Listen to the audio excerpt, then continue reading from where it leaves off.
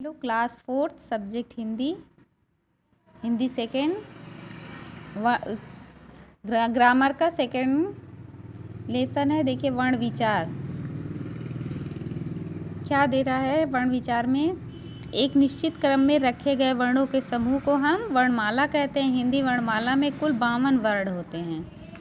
इनमें से 2 अयोगवाह प्लस 11 स्वर बराबर 13 स्वर, 33 व्यंजन और 4 संयुक्त व्यंजन तथा 2 अन्य व्यंजन होते हैं। बच्चों, पिछले पाठ में हमने पढ़ा कि वर्ण भाषा की वह सबसे छोटी ध्वनि है जिसके और टुकड़े नहीं किए जा सकते। पिछले पाठ में आपने पिछले क्लास में पढ़ा है ना कि वह छोटी सी छोटी ध्वनि जिसके टुकड़े नहीं किए जा सकते वो जो है वर्ण कहलाते हैं। अब देखिए वर्ण के भेद। वर्ण के 2 भेद होते हैं, पहला स्वर, दूसरा व्यंजन। आप ये शुरू से पढ़ते आ रहे हैं कि वर्णमाला में 52 जो है वर्ण होते हैं। इनमें जो है संयुक्त व्यंजन भी जुड़े हुए होते हैं तथा इनके 2 भाग होते हैं, स्वर और व्यंजन। पहला देखिए स्वर क्या है। पहला है स्वर। अब स्वर क्या है? ये वो वर्ण जिनका उच्चारण किसी अन्य ध्वनि की सहायता के बिना किया जा सकता है स्वर कहलाता है। हिंदी भाषा में 11 स्वर होते हैं। अंगः तथा अह को अयोगवाह कहते हैं। अयोगवाह कहते हैं। इन्हें स्वर के साथ मिलाने पर स्वर संख्या में 13 हो जाते हैं। स्वर 2 प्रकार के होते हैं, हार्श स्वर, दीर्घ स्वर। पहला होता है हार्श स्वर, दूसरा दीर्घ स्वर। अब देखिए हार्श स्वर में, हार्श स्वर का अर्थ है छोटा। हार्श स्वर का अर्थ है छोटा। वे स्वर जिनका उच्चारण करने पर कम समय लगता है उन्हें हार्श स्वर कहते हैं, जैसे छोटा, छोटी, छोटाऊ और री हार्श स्वर हैं।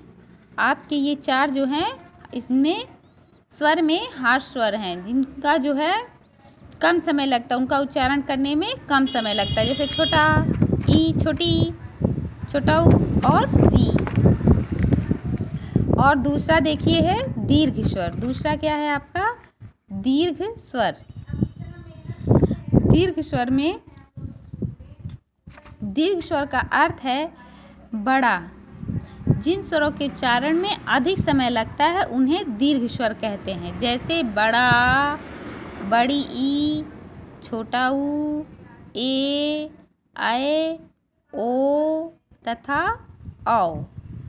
ये जो है 6 आपके 7 स्वर जो हैं आपके क्या हैं? दीर्घ स्वर हैं।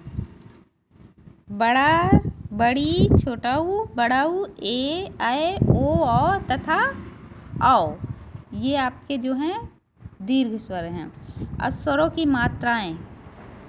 स्वरों का दूसरा रूप होता है जो मात्रा कहलाता है। यही स्वर जो छोटा या बड़ा, बड़ी, छोटाऊ, ए, आए, ओ, औ, ये इस तरह हम पढ़ते हैं, लिखते हैं वर्णमाला में, पर इन्हीं का दूसरा रूप जो है आपका मात्रा हो जाता है, मात्रा कहलाता है। विभिन्न स्वरों की मात्राएं इस प्रकार से हैं। देखिए यहाँ पे आपको दिया है, पहले लिखा है स्वर फिर मात्रा। इसमें बड़ा, छोटा की कोई मात्रा नहीं होती है।